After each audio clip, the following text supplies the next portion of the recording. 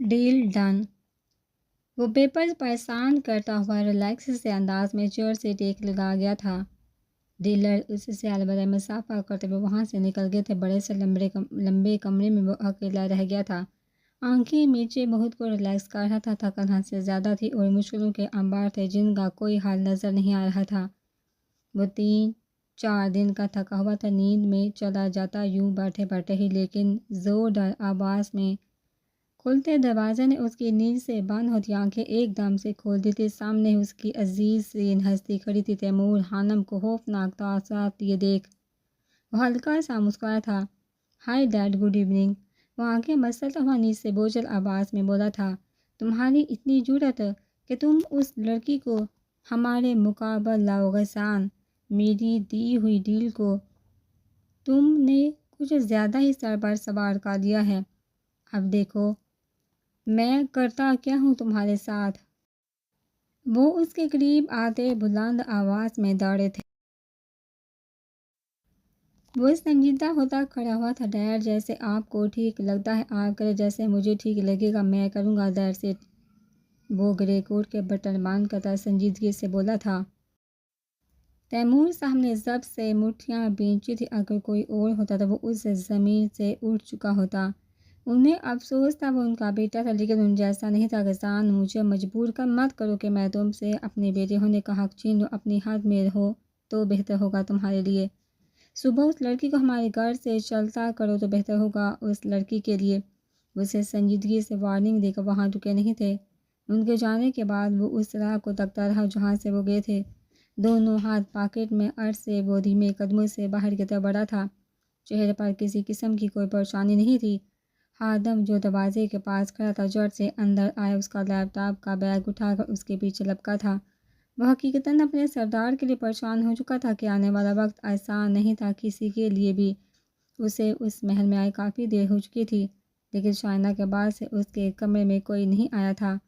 کھانا بھی وہیں جوں کا تو پڑا تھا جو سردار غسان نے گھر سے نکلتے وقت نورا کو ہدایت دی تھی اسے دینے کی۔ ہلکی سی روشنی تھی جو کھڑکی کھلی ہونے کی وجہ سے باہر سے نمودار ہو رہی تھی۔ کیا سردار غسان مجھے شائنا جی کے کہنے پر چھوڑ دیں گے؟ لب کاٹی وہ پریشان سی یہی ایک بات سوچے جا رہی تھی۔ تبھی ہی باہر بہت سی گاڑیاں رکنے کی آواز تھی۔ وہ چونکا بے ساتھ اٹھی کھڑکی میں تھی جہاں 4 گاڑیاں رکی تھی اور 2 گارڈز نے بھاگ کر دوسرے بلیک پراڈو کا دروازہ سرعت سے کھولا تھا۔ شیٹ کا دل رک کر دھڑک اٹھا تھا۔ وہ وائٹ شرٹ کوہنیوں تک موڑے کوٹ ملازم کو پکڑاتا پلٹا تھا۔ کھڑکی میں کھڑی لڑکی پتھر کا مجسمہ بن چکی تھی۔ وہ تھا ہی شاندار، پھر مسکراتا تو عقل بندے پر قیامت ڈالتا تھا۔ اب بھی وہ کان میں بلوٹوتھ لگائے کسی سے بات کرتا کھل کر مسکرایا تھا۔ اندر کی طرف بڑھتے اس کی اچانک ہی اچھتی سی نگاہ کھڑکی میں کھڑی لڑکی پر پڑی تھی۔ وہ چونکا پھر بنا کوئی تاثرات چہرے پر لائے اندر کی طرف بڑھ گیا۔ ہیر مر جا، کہیں جا کر تجھے شرم آئے گی نہیں۔ سر پر ہلکی سے چپت لگاتی وہ تاثر سے اسے مخاطب تھی۔ سردار کیا سوچیں گے میرے بارے میں کہ یہ لڑکی اتنی رات میں کھڑکی میں کیوں کھڑی تھی؟ برا لگتا ہے ایسے نہ۔ اب وہ اس کو سمجھا رہی تھی۔ اسے بیڈ پر بیٹھے 15 منٹ ہوئے تھے جب دروازہ ہلکا سا ناک ہوا تھا۔ وہ چونک کر دروازے کو دیکھنے لگی۔ کون ہے؟ چادر سر پر جماتی وہ دھیمی آواز میں پوچھی تھی۔ بی بی میں نورا ہوں۔ ملازمہ کی آواز پر وہ گہرا سانس بھر کر رہ گئی اور مجھے لگا وہ ہوں گے۔ وہ تعصب سے بڑبڑائی تھی۔ آ جاؤ، اس کی دھیمی آواز پر ملازمہ سر جھکائے اندر آئی۔ بی بی آپ کو سردار غسان بلا رہے ہیں۔ ملازمہ کے کہنے کی دیتے ہی رضا ایک دم سے بیڈ سے کھڑی ہوئی تھی۔ وہ آنکھیں پھاڑے ملازمہ کو دیکھنے لگی تھی۔ کیوں؟ وہ گھبرائی تھی کہ شاید وہ اسے کھڑکی میں کھڑا ہونے پر ڈانٹے۔ وہ تھوک نکلتے ہوئے ہلکا سا منمنائی تھی۔ جی پتہ نہیں، آپ آئیے میرے ساتھ، سردار جی کو زیادہ انتظار نہیں کروایا جا سکتا۔ ملازمہ نے اسے اپنی جگہ پر جمے دیکھ کر بے تاثر لہجے میں کہا تھا۔ سر ہلاتی کانپتے ہاتھوں سے پونی سے نکلی لٹو کو جلدی سے کانوں کے پیچھے کیا۔ چادر کو ٹھیک سے سر پر جمائے سوکھے ہونٹ تاڑ کی اور ملازمہ کے پیچھے چلنے لگی۔ اونچی اونچی خوبصورت نقش و نگار سے سجی دیواروں کوریڈور میں بہت سے فینسی لائٹس جل رہی تھی جن سے رات کا پتہ نہیں چل رہا تھا۔ قیمتی سامان، قیمتی پینٹنگ وہ حیرت سے دیکھتی ہوئی چل رہی تھی۔ جائیے، ملازمہ سردار کے دروازے کے سامنے آتی ہیر سے بولی تھی۔ اس نے سفید دروازے کو دھک دھک کرتے دل سے دیکھا۔ باریک نقش و نگار سے سجا باری دروازہ اپنی مثالاب تھا۔ وہ ملازمہ کو دیکھتی دھک دھک دل سے پریشان ہوتی ہلکی نوک سے دروازہ نوک کرنے لگی تھی۔ یس کم ان، اندر سے آتی گمبھیر باری آواز جیسے ہیر کے جسم کا سارا خون چہرے پر لے آئی تھی۔ چہرہ انتہا سے زیادہ سرخ پڑ چکا تھا۔ اف، یہ کیا ہو گیا مجھے؟ میں کیوں ان کے سامنے ایسی ہو جاتی ہوں؟ تب ہے تم پر اپنی حرکتیں دیکھو ذرا، ڈوب مرو کہیں جا کر وہ کیا سوچیں گے میرے بارے میں؟ وہ اپنی غیر ہوتی حال وجہ سے خوب برسی تھی اور دل ہی دل میں خود کو سرزنش بھی کر رہی تھی۔ ملازمہ کب کی جا چکی تھی۔ ہیر کم ان، اندر سے پھر سے آواز آئی تھی، لیکن اس بار آواز ہلکی سی تنبیہ لیے ہوئے تھی۔ ہڑبڑا کر کامتے ہاتھوں سے دروازے کے ہینڈل پر دباؤ ڈال کر وہ اندر آئی تھی۔ وہ سامنے والے صوفے پر بیٹھا ہوا تھا۔ بلیک بٹن والی اسکرین شرٹ، اوپر والے 2 بٹن کھلے ہوئے تھے، سلیوز کوہنیوں تک موڑے۔ وہ اپنا محسوس کافی کا مگ پکڑے سامنے کھلے لیپ ٹاپ کی طرف متوجہ تھا۔ السلام علیکم، چادر کو پیشانی تک کھینتی وہ لرزی آواز میں بولی تھی۔ وعلیکم السلام، بیٹھو۔ وہ بنا اسے دیکھے سامنے والے صوفے کی جانب اشارہ کر رہا تھا۔ ہیر سر جھکائی اس کے سامنے پڑے صوفے پر تھوڑا سا ٹکی تھی، جیسے حکم ملتے ہی بھاگ جانا چاہتی ہو۔ کیسی ہو؟ وہ کافی کا سپ لیتا اس بار ہیر کے چہرے کو غور سے دیکھ رہا تھا۔ جی ٹھیک ہوں، وہ بس اتنا ہی بول پائی تھی۔ نظریں بغضاں تیمور کے پیروں پر تھی۔ سفید ہوپ سے پاؤں اس وقت براؤن ایزی چپل میں موقع تھے۔ وہ شخص انتہا سے زیادہ خوبصورت تھا کہ ہیر کو ابھی ابھی خیال آیا تھا۔ وہ ہنکار برتا ہیر کو غور سے دیکھ رہا تھا، جس پر اس کی دل کی دھڑکنیں منتشر ہوتی ایک لاگ ہی ساز چیرے ہوئے تھی۔ کھانا کھایا؟ اب کہ وہ ماگر رکھتا موبائل پر آیا میسج پڑھتا ہوا بولا تھا۔ نہیں، وہ جلدی سے بولی تھی۔ کیوں؟ اس کے جواب پر وہ سرزنش کرتی نظروں سے اسے دیکھتا سپاٹ لہجے میں بولا تھا۔ بھوک نہیں تھی؟ ہیر نے سر جیسے نہ اٹھانے کی قسم کھائی ہوئی تھی اور اب بھاری آواز میں بولا، اب بھوک ہے۔ بھوک ململائی تھی جیسے دوپٹہ سر سے سرکت ہو۔ سردار کی نظر اس کے شارٹ کٹے ہوئے بالوں پر پڑی تھی۔ وہ اس کے کندھے تک آتے بالوں کو دیکھ کر ہونٹ بھیج گیا تو اس کی نظر میں اچانک ہی ناگواری چھائی تھی۔ جب ساریہ نے تمہارے بال کٹوائے تھے تو آپ نے مجھے کیوں نہیں بتایا؟ وہ بے حد سرد لہجے میں اس سے مخاطب تھا کہ ہیر کی ہتھیلیاں پسینہ چھوڑنے لگی تھی، وجود لرزنے لگا تھا۔ ہیر، میں کچھ پوچھا، مجھے جواب چاہیے۔ وہ اس بار تھوڑا اونچا بولا تھا کہ وہ بے سہادہ صوفے سے کھڑی ہوتی، وجود سوکھے پتے کی طرح لرزنے لگا تھا۔ حلق الگ خشک ہو گیا تھا۔ بیٹھ کر جواب دو مجھے، وہ درستگی سے بولا۔ وہ پھر سے بے سہادہ بیٹھی تھی، ہاتھوں کی انگلیاں مروڑتی، وہ آنسو باہر آنے سے روکنے کی توقع میں تھی۔ ہیر، کیا میں نے تمہیں وارن نہیں کیا تھا کہ جونی میں دوست بنانا، لیکن ان پر بھروسہ مت کرنا؟ ہم ہر کسی پر بھروسہ نہیں کر سکتے۔ اور کیا میں نے نہیں کہا تھا کہ چھوٹی سے چھوٹی غیر معمولی بات تم نے مجھے یا آدم کو بتانی ہے، پھر بھی تم نے مجھے انجان رکھا؟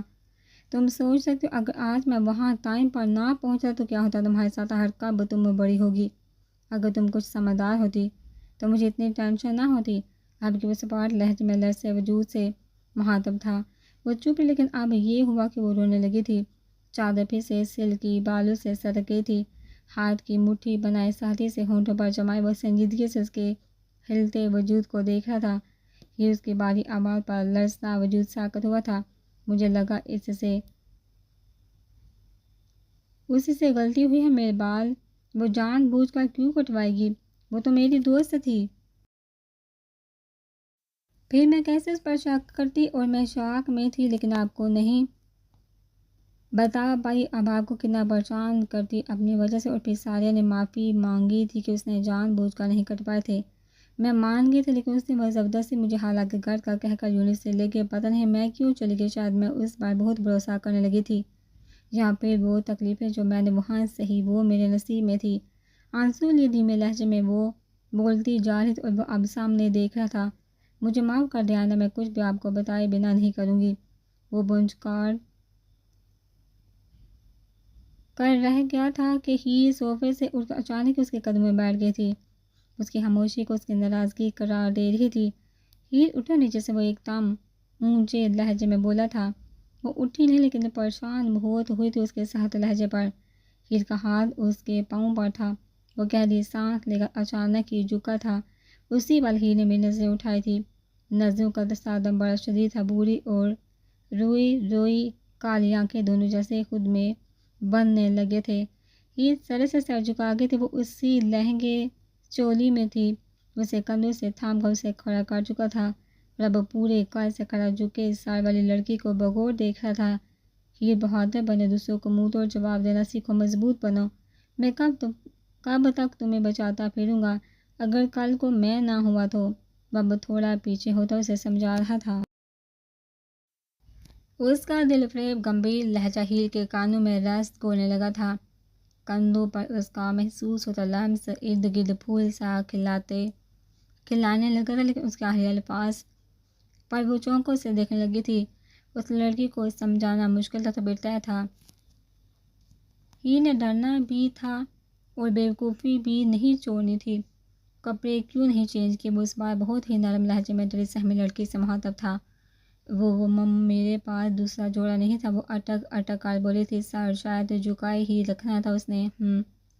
چلو میرے ساتھ۔ وہ کچھ سوچتا آگے چلا تھا اور وہ اس بہار کے موسم جیسے شخص کے پیچھے بے سہارا ہی بڑی تھی۔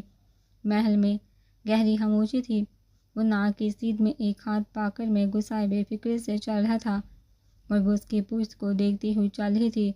وہ دائیں سائڈ بنے کوریڈور کی طرف مڑا تھا اور پہلی رو میں بنے کمرے کے ہینڈل پر دباؤ ڈال کر کھولتا اندر چلا آیا تھا۔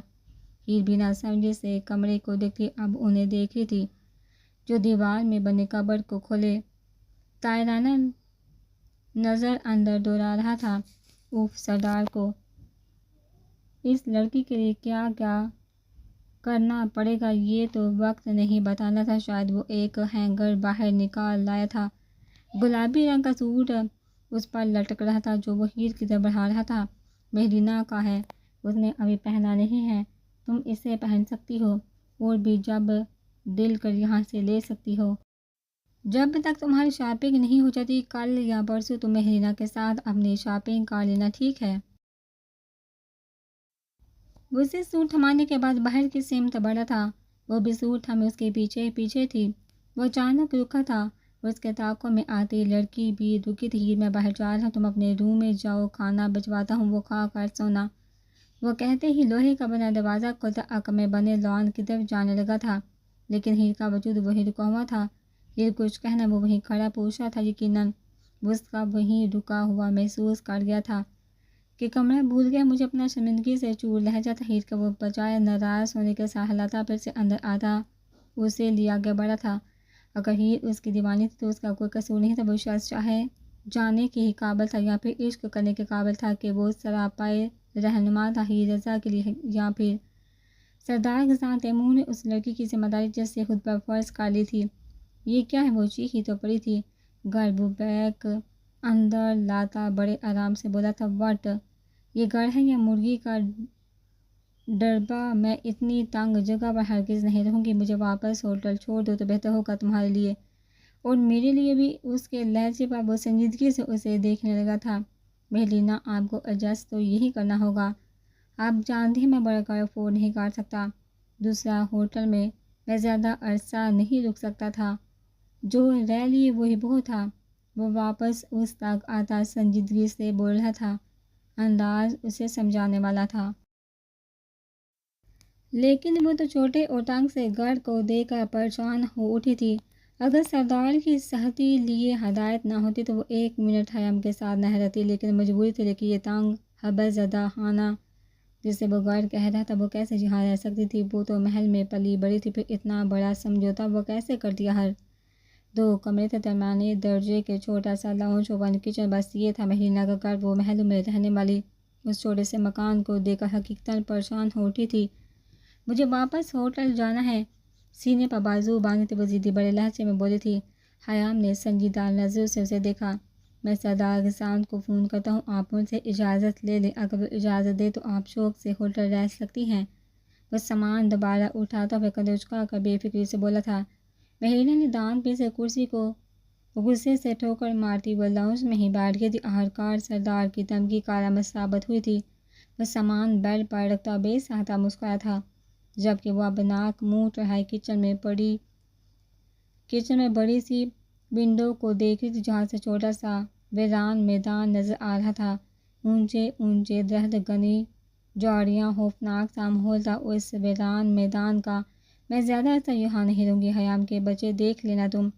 صبح کی روپیلی روشنی پردوں سے جھانک کر اندر آتی اس کے چہرے سے ہلکی ہلکی مس ہونے لگی تھی۔ اس کی گہری نیند میں سوئی آنکھیں ایک دم سے کھلی تھی۔ اف، میں اتنا زیادہ سوئی ہوں۔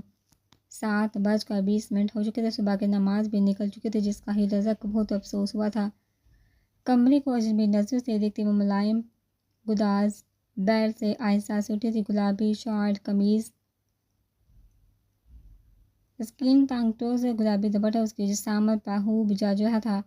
بالوں کو چھوٹے سے کیچر میں قید کیے وہ واش روم کی طرف بڑھی تھی۔ وہ تو واش روم دیکھ کر ہمت بہت رہ گئی تھی۔ سفید اور نیلا ماربل، جدید ٹیپ واٹر، بڑا سا نیلا باتھ ٹب، وہ حیران سی دیکھ رہی تھی۔ وہ لب بھیجے اب ٹیپ کھولنے کی کوشش میں تھی جو کہ کھل ہی نہیں رہی تھی۔